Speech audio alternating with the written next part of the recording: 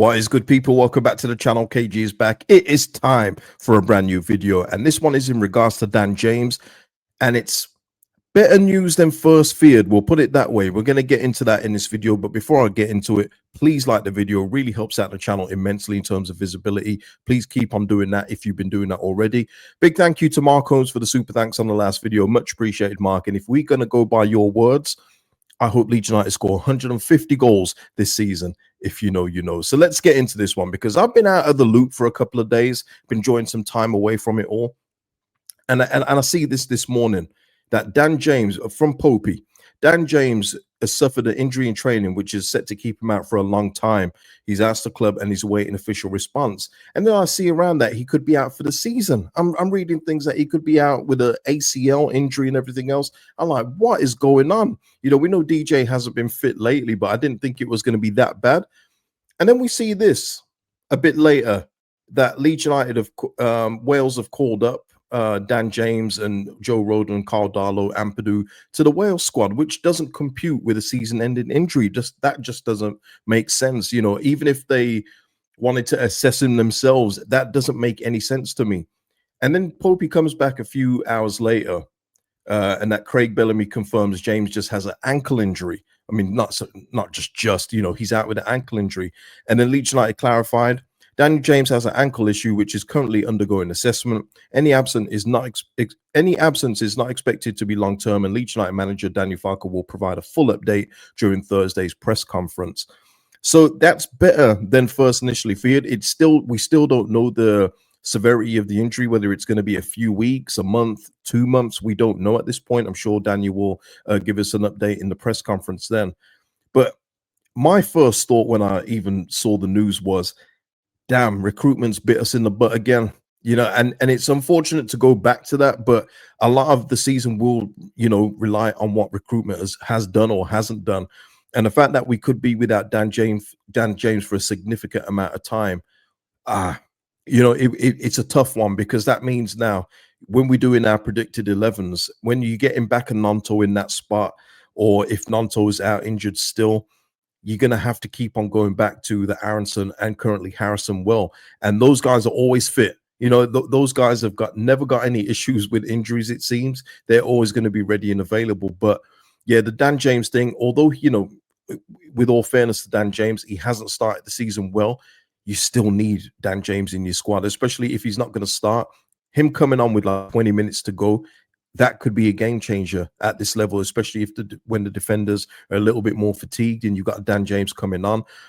It's unfortunate, man, and it, you know, just gives more interruption to Dan James's season so far, where it hasn't really fully got off the ground yet. I don't think we've seen I don't think we've seen a touch of what Dan James is able to probably give us at this level yet, and it looks like he won't be able to show it for a longer period of time.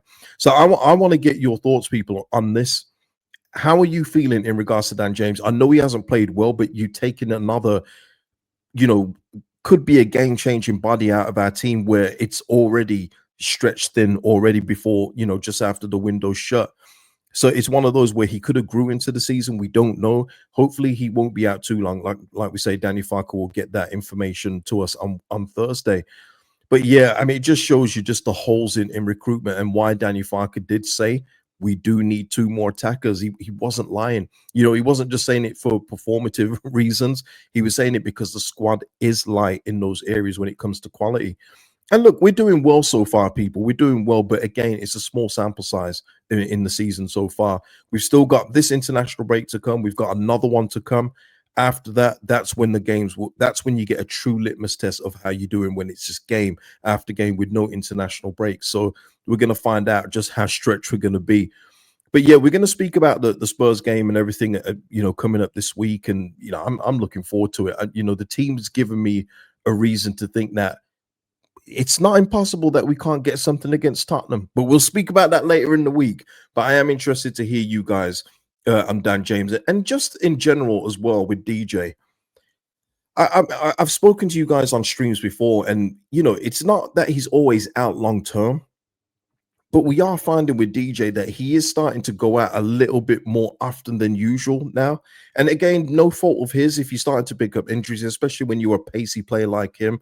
you are going to get hamstring injuries and everything else like that. Fully aware of that, but they seem to be cropping up a bit more. And is DJ now teetering into the injury prone label? I ask you guys, do you think that he's starting to go into that category of, is he, can we rely on him to stay fit for a prolonged period of time? Now listen, he's played a lot of games over the last couple of years for Leeds United, but we're just finding that he's coming back sometimes from international breaks, not fully fit, and everything else like that. But listen, I wish him a speedy recovery, because we're going to need everybody we can in this squad. Because some game weeks, Sean Longstaff will step up like he did last week. People still can't believe that he was my man of the match. I just say it like I see it, people, and I will do that. But then there will be other weeks where Sean Longstaff probably doesn't pop up with a goal or an assist next week. It's going to come on to somebody else to do it. This team, in order to stay up, it's going to be a collective effort. A collective effort. Listen, we saw Everton grab a point against West Ham. Jared Bowen again. You know, we don't have that Jared Bowen in the team.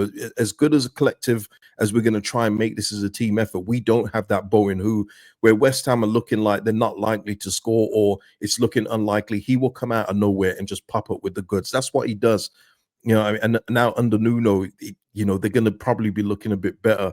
So it's going to take everybody. Like we've been talking about Stack so far, people. Stack has been very inconsistent. He gives us gold one week and then like not so good gold the next week. We need everybody in this collective to step up. So it's going to be interesting to see what Danny Farke says, how long he'll be out. But that will probably mean that we're rolling Brendan again. And like I say, call it how I see it. I thought Brendan had a good game against who did we play last? Slipping my mind. See, I've been off it so long. Who did we play? Oh my days. I can't believe I've forgotten people. You see it in real time. I'm forgetting who we played. Bournemouth, of course. Yeah, you know, I thought he had a pretty decent game, and although not perfect, and it never will be with Brendan, there was a lot of things he did right. And if you're talking about DCL taking one of those 3 chances that he had, he's got an assist on the board early on. You know, and again with DCL, it's very interesting how many people have been impressed. And even in my comment section, people saying DCL's performance was brilliant. But I go by goals. I go by, you know, you stick your chances away. That's the difference between probably staying up or, you know, just going underneath the relegation zone. So, but yeah, we'll see what happens with DJ. We'll see. Await the news, but let me know your thoughts in the comments, people. So I'm going to leave it there. Like I say, like the video, subscribe if you haven't subscribed, and of course, drop your thoughts and comments in the comment section, people. And I will see you in the next one. Peace out.